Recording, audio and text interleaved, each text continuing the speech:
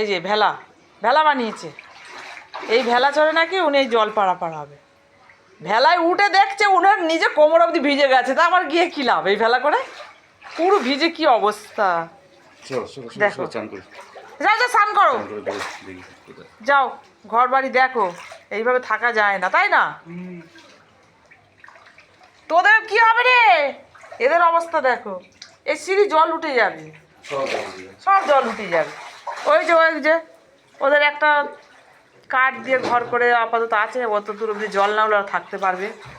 আর একজন এই যে শুয়ে আছে, আর একজন সে পাগলের মতো ঘুরে বেড়াচ্ছে জলের মধ্যে কোথায়, ও তো দিশাহারা হয়ে গেছে যে কি হবে কি হবে। এই চল দেখি, তোদের ভাতও হয়ে গেছে মনে হয়, দেখি। যাই হোক সারাদিনে এখন একবার হলেও খাবার দিতে হবে, কিচ্ছু করার নেই। ওদের খাইয়ে দিয়ে তারপরে যেখানে খুশি যাব। এই যে ওদের ভাত হচ্ছে এখন, এক হাঁড়ি ভাত করে নিই, না খাইয়ে রাখা যাবে না। ভাত হয়ে গেলে সব খাবার দিতে হবে, সব কিচ্ছু করার নেই।